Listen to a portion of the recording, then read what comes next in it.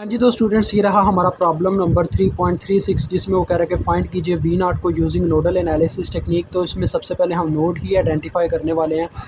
तो देखो, नोड एक ऐसा पॉइंट होता है जहाँ पे एक से ज़्यादा चीज़ों की वायर अटैच होती है। जहाँ पे दो चीज़ों की वायर अटैच होती है वो कहलाता है बाइनरी नोड, और जहाँ पे तीन चीज़ों की वायर अटैच होती है वो कहलाता है हायर नोड, और जहाँ पे तीन से ज़्यादा चीज़ों की वायर अटैच होती है वो कहलाता है सरफेस नोड। ठीक है जी। तो बाइनरी नोड आपने कंसिडर नहीं करना, बिकॉज़ वो हमारे क्वेश्चन को लंबा करता है। कुछ कंडीशंस में ही उसको हम कंसिडर करते हैं। आपने हायर और सरफेस नोड को कंसिडर करना है ज़्यादातर। तो देखो, सबसे पहले नंबर पर मेरे पास ये एक ऐसा नोड है जहाँ पे तीन चीज़ों की वायर अटैच हो रही हैं, एक करंट सोर्स, एक वोल्टेज सोर्स और एक रेजिस्टर की। तो ये मेरे पास नोड 1 है, यहाँ पे मैं V1 के नाम से वोल्टेज ले रहा हूँ। ठीक है जी।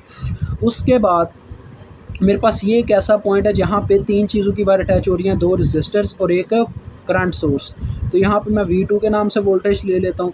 उसके बाद ये मेरे पास एक थर्ड नोड है जहाँ पे तीन चीज़ों की वायर अटैच हैं, दो रेजिस्टर्स और एक वोल्टेज सोर्स। तो ये तीसरा हायर नोड है, यहाँ पे V3 के नाम से वोल्टेज आ गई। उसके बाद एक मेरे पास ये भी नोड है जहाँ पे तीन चीज़ रेजिस्टर्स की वायर अटैच हैं। तो इसको मैं करूँगा ग्राउंड, बिकॉज़ जब तक एक नोड ग्राउंड नहीं होता पूरे सर्किट के अंदर तब तक करंट का फ्लो नहीं बनता। दैट्स वाई एक नोड को ग्राउंड करना ज़रूरी होता है। तो हमेशा ग्राउंड का वर्ड, यार ग्राउंड जैसे हम ज़मीन को समझते हैं ना ग्राउंड, तो वर्ड ही कुछ ऐसा। तो मैं हमेशा कोशिश करता हूँ नीचे की तरफ ही ग्राउंड रखूँ। ठीक है। तो दैट्स वाई ये हमेशा नीचे की तरफ ही आपको मेरी वीडियोज़ में देखने को मिला होगा। अदरवाइज़ आप चाहो तो यहाँ पे भी ग्राउंड लगा सकते हो, यहाँ पे भी लगा सकते हो, यहाँ पे भी लगा सकते हो। बस हमने करना ग्राउंड है, ग्राउंड कहीं पे भी लगाया जा सकता है। This is a neutral point. ठीक है। अब बात आती है, हमने जो मेन चीज़ फाइंड आउट करनी है, हमारा अननोन वोल्टेज सोर्स V0, वो हमने फाइंड आउट करना है। तो अब ये देखो, ये दो नोड्स के सेंटर में लगा हुआ है, सिर्फ यही लगा हुआ है। अगर ऐसा हो ना, दो नोड्स के सेंटर में आपका अननोन जो भी है वेरिएबल वो लगा हुआ है, तो आप उसको इस तरह से लिख सकते हो। यानी उसकी इक्वेशन देखो, V0 की इक्वेशन ऐसे फिर बनेगी, जिस तरफ इसका पॉजिटिव टर्मिनल है वो वाले नोड के वोल्टेज प्लस में आ जाएंगे, जिस तरफ नेगेटिव टर्मिनल है वो वाले नोड के वोल्टेज माइनस में है। तो लिहाजा ये V3 के इक्वल है। हमें V3 को मालूम करना पड़ेगा V0 को कैलकुलेट करने के लिए।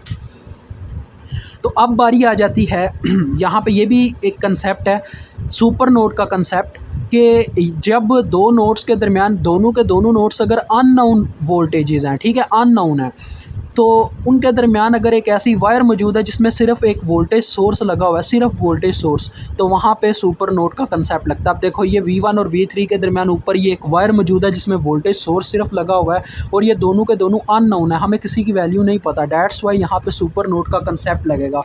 तो सबसे पहले आपने सुपर नोड की बाउंड्री ड्रा करनी होती है। ये आपके क्वेश्चन का हिस्सा होती है। ठीक है। ये मेरे कंसेप्ट का हिस्सा नहीं है कि आपको समझाने के लिए ड्रा कर रहा हूँ, ये आपके क्वेश्चन का हिस्सा है। इसी तरह से जैसे मैं ड्रा कर रहा हूँ ऐसे ही आपने भी करनी होती है।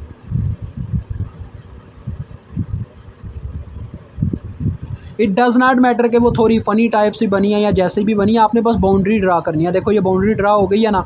अब इसकी इक्वेशन भी ऐसे ही लिखी जाएगी जैसे ये V0 के ही मैं लिख रहा था। जिस तरफ नेगेटिव टर्मिनल वो वाले नोड के वोल्टेज माइनस में, जिस तरफ पॉजिटिव टर्मिनल वो वाले नोड के वोल्टेज प्लस में। तो ये देखो, माइनस का टर्मिनल है V1 की तरफ, तो ये आ गया -V1। पॉजिटिव का टर्मिनल V3 की तरफ, तो ये आ गया प्लस में, इज इक्वल टू इसकी अपनी वैल्यू आ गई। अब बच्चों देखो, टोटल आपके क्वेश्चन के अंदर तीन वेरिएबल्स हैं, V1 है, V2 है और V3 है सर्किट के अंदर। ठीक है। तो आपने पता क्या करना है, कोई भी इक्वेशन है ना, अगर उसमें कोई वेरिएबल मिस है तो उसकी आपने ना वैल्यू 0 टाइप से लिख कर मैंशन कर देनी है, और एक तरतीब के साथ सबको लिखना है। ठीक है। 1 2 3 ऐसे नहीं करना, 1 3 2 ऐसे मिक्स हो जाएगा, बाद में आप मैट्रिक्स फॉर्म में लिख नहीं सकोगे, मुश्किल हो जाएगी। तो लिहाजा ये देखो, मैं आपके सामने अभी इस इक्वेशन को लिखता हूँ। देखो, मेरे पास ये इक्वेशन बनी है सुपर नोड की थ्रू, इस वायर के थ्रू मैंने इसका निचोड़ निकाल लिया। बाद में सुपर नोड के ऊपर KCL लगा के एक इक्वेशन बनाऊंगा। तो इसके अंदर V2 मौजूद नहीं है, तो मैं लिखने लगा, देखो, -V1 प्लस 0 V2, यानी V2 का वेरिएबल 0 है इसमें, plus V3 is equal to 6। This is my first equation. अब मैं सेकंड इक्वेशन बनाऊंगा KCL अप्लाई करके अपने सुपर नोड पे। तो व्हाट इज़ KCL, ये आपने समझ लेना है हमारी कंसेप्चुअल वीडियो से। मैं थोड़ा सा इसमें इंट्रोडक्शन दे दूंगा इसका।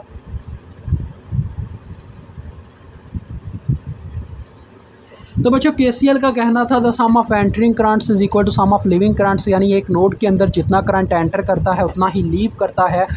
तो इज़ इक्वल टू होता है सेंटर में, हम एक साइड पे लिविंग करंट्स लिखते हैं इज़ इक्वल टू की, और एक साइड पे एंटरिंग करंट्स। जिस नोड के ऊपर केसीएल लग रहा होता है ना, उसके घेरे में जितनी वायर्स आ रही होती हैं, हमने हर उस वायर की करंट लिखनी होती है। अब यहाँ पे आपके सामने सुपर नोड के ऊपर लग रहा है, तो ये सुपर नोड की ओवरऑल बाउंड्री है। तो इसके घेरे में देखो टोटल कितनी वायर्स हैं, एक ये है, एक ये नीचे है, उसके बाद एक ये है और एक ये नीचे है, और ये एक सेंटर वाली वायर थी। टोटल 5 वायर्स थी, लेकिन हमने इस वायर का निचोड़ लिख लिया हुआ है, तो ये वायर्स तो बीच में से ख़त्म हो गई, बाकी पीछे रह गई हैं 4 वायर्स। इन सब की हमने अब करंट्स लिखनी है। और ये देखो मैंने सेंटर में लगा दिया इज़ इक्वल टू। अब मैं इज़ इक्वल टू की लेफ़्ट हैंड साइड पे लिखूंगा लिविंग करंट्स और राइट हैंड साइड पे लिखूंगा एंटरिंग करंट्स, ठीक है जी। और जिस वायर की करंट का हमें नहीं ना पता होता, बाय यूजिंग ओहम्स लॉ हम लिविंग करंट का फार्मूला इस्तेमाल करते हुए ओहम्स लॉ की मदद से उसकी करंट लिखते हैं। अब आपको पता चल जाएगा जब मैं लिखना स्टार्ट करूँगा। देखो मैं यहाँ से स्टार्ट करता हूँ। तो सबसे पहले देखो मुझे इस वायर की करंट का नहीं पता, कोई मेंशन ही नहीं है, तो मैं क्या करता हूँ, लिविंग करंट फार्मूला लगाता हूँ। लिविंग करंट फार्मूला कैसे लगाते हैं, जिस नोड के ऊपर आप केसीएल लगा रहे हो, सुपर नोड में तो अब यही इसका नोड है ना V1, तो लिहाजा उस नोड में से करंट को लीव करवाओ। ये लिविंग करंट फार्मूले का तरीका है। यहाँ से करंट को मैंने लीव करवाया, जिस नोड में से आप करंट लीव करवाते हो उसी वक्त उस नोड के वोल्टेज लिख के आगे माइनस का साइन लगा देना होता है। ये इसका तरीकाकार है। तो यहाँ से करंट लीव करती हुई नोड टू नोड मूवमेंट करनी चाहिए। तो यहाँ से करंट लीव करती हुई जाके इस नोड में एंटर होगी जीरो वाले में, तो V1 माइनस जीरो, और जितनी रेजिस्टेंस रास्ते में वो आगे बटे में। तो देखो according to Ohm's law V/R is called current, ठीक है। ये था लिविंग करंट फार्मूला। अब ये देखो बच्चों, एक ये वाली करंट है जो इसमें से लीव कर रही है इस नोड में से, तो लिविंग करंट्स हमने इस साइड पे लिखनी है, तो ये मैंने लिख दिया इसको, इस साइड पे 2 मिली। उसके बाद बारी आती है इस साइड वाली वायर्स की। अब पहले नंबर पे मैं इस वायर की करंट लिखना चाहता हूँ, तो देखो मुझे इस वायर की करंट का भी नहीं पता, तो लिविंग करंट फार्मूला में इसमें से करंट को लीव करवाऊंगा, V3 माइनस आ जाएगा, जाके V2 में एंटर करेगी, तो V3 माइनस V2, और जितनी रेजिस्टेंस रास्ते में वो आ जाएगी बटे में, जो कि 6K है। उसके बाद ये लास्ट नीचे वाली वायर बचती है, तो इस वायर की मैं कैसे करंट लिखूंगा, वही लिविंग करंट। यहाँ से करंट को लीव करवाऊंगा, तो देखो V3 माइनस जाके जीरो में एंटर हुई, V3 minus zero over 4K, तो बस इसकी भी करंट आ गई। सारी की सारी इसमें लिविंग करंट सी थी, तो लिहाजा हमें एंटरिंग करंट की तरफ ज़ीरो लिखना पड़ेगा।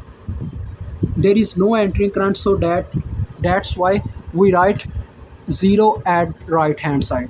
अब इसका देखो यार, इसको सिंप्लीफाई करने के लिए इस इक्वेशन को इसका बटा कैंसिल आउट करना चाहिए, तो इसका जो LCM है वो 12K बन रहा है। 12K से अगर मैं पूरी इक्वेशन को ज़रब दे दूं तो इसका बटा कैंसिल आउट हो जाएगा। और मैं हर क्वेश्चन में आपको कह रहा था ऐसे लिख दीजिएगा साइड पे, मल्टीप्लाइंग बाय 12K, ये मैथ का असूल है, बस आपने इतना लिखना होता है।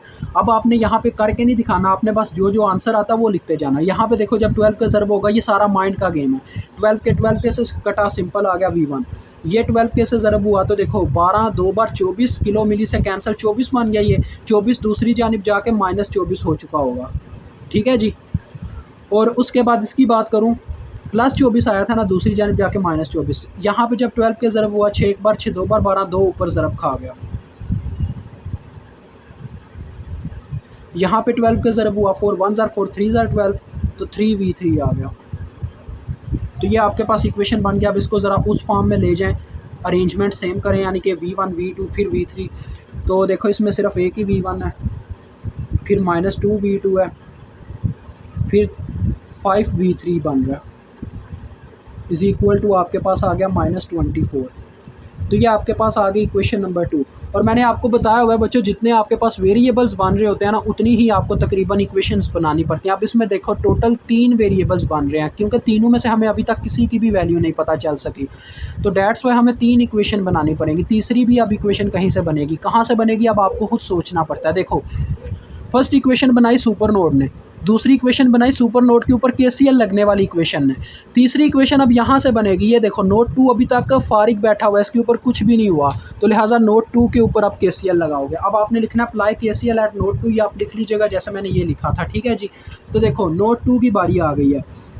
अब नोड 2 के घेरे में देखो कितनी वायर्स हैं, टोटल 3 वायर्स हैं, एक ये वाली है, एक ये नीचे वाली और एक इस साइड वाली। तो इस साइड में से जो करंट आ रही है नोड 2 के अंदर एंटर कर रही है, तो एंटरिंग करंट मैंने बोला था राइट हैंड साइड पे लिखनी है, तो ये मैंने राइट हैंड साइड पे लिख दिया, ठीक है जी। उसके बाद ये नीचे वाली वायर है, इसकी वायर की करंट नहीं पता, तो लिहाजा लिविंग करंट फार्मूला मैं लीव करवाता हूँ करंट को V2 में से, तो V2 माइनस लिख दिया, आगे जीरो में एंटर, तो V2 माइनस जीरो, और जितनी रेजिस्टेंस रास्ते में वो आगे बटे में। उसके बाद लास्ट ये वाली वायर बचती है, तो यहाँ पे भी लिविंग करंट फार्मूला V2 में से लीव हुई है, तो लिहाजा V2 माइनस जाके एंटर हुई V3 में, V2 minus V3, over 6K। ठीक है जी, ये आपके पास आ गई इसकी इक्वेशन। अब ये भी देखो, इसका भी एलसीएम 12 के बन रहा है, 12 के से ज़रब देते हैं तो यहाँ पे 12 के मल्टीप्लाई हुआ, पूरे का पूरा कट आउट, V2 आ गया सिंपल। यहाँ पे 12 के ज़रब हुआ, 6 एक बार 6 2 बार 12, 2 ऊपर मल्टीप्लाई हो गया, इसके साथ 12 मल्टीप्लाई हुआ तो 12 2 ज़ार 24 किलो मिली से कैंसिल। अब इस इक्वेशन में देखो V1 का वेरिएबल मौजूद नहीं है तो हम 0 V1 मेंशन कर देंगे। उसके बाद V2 का वेरिएबल कितना बन रहा है, 3V2, V3 का है 2V3 और ये 24, ये इक्वेशन नंबर 3 आ गई। 3 इक्वेशंस बन गई हैं। अब हम इनको मैट्रिक्स फॉर्म में लिख के सॉल्व करेंगे। जिस बच्चे को नहीं पता कि कैसे कैलकुलेटर के ऊपर हम मैट्रिक्स सॉल्व कर लेते होते हैं और वेरिएबल्स फाइंड आउट कर लेते होते हैं, यानी कि इनको हमें खुद सॉल्व नहीं करना पड़ता, ज़्यादा टाइम नहीं लगाना पड़ता, वो जाके हमारी वीडियो देख सकता है। कंसेप्चुअल वीडियोस में उसको मिलेगा how to find currents and voltages through matrices. Otherwise वो एग्जांपल 3.1 की वीडियो देख ले, उसमें मैंने एक्सप्लेन किया हुआ है कैसे कैलकुलेटर पर इसको सॉल्व किया जाता है। ठीक है, अभी मैं बस आपको लिखना सिखाऊँगा और सॉल्व करके आंसर बताऊँगा, क्योंकि अदरवाइज़ टाइम बहुत ज़्यादा लग जाएगा। और तो सबसे पहले नंबर पे आपने इनके वेरिएबल्स लिख लेने हैं, तीनों इक्वेशंस के जो साथ में वेरिएबल्स के कांस्टेंट लिखे हुए हैं वो लिख लेने हैं। -1 साइंस के साथ, ठीक है, फिर 0 है, फिर 1 है। दूसरी इक्वेशन में 1, फिर -2, फिर 5। तीसरी इक्वेशन में 0, 3, फिर -2।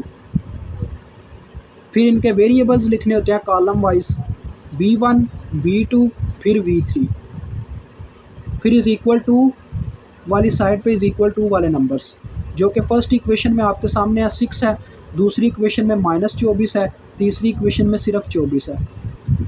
तो ये आपके पास आ गया। अब मैं इसको सॉल्व करता हूँ और आपको बताता हूँ V1, V2, V3 की क्या वैल्यू आती है। फिर हमें तो V3 की वैल्यू चाहिए थी V0 को मालूम करने के लिए, तो हमारा क्वेश्चन समझो बस सॉल्व हो गया।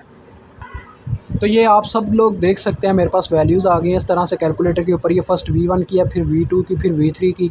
V1 की वैल्यू है -6.4 वोल्ट, V2 की वैल्यू है 7.7 वोल्ट और V3 जो हमें चाहिए था वो है -0.43 वोल्ट या 4 वोल्ट ही सिर्फ कह सकते हो, -0.43 यानी राउंड ऑफ करके, अदरवाइज़ -0.4 ही आपका तकरीबन आंसर बनता है।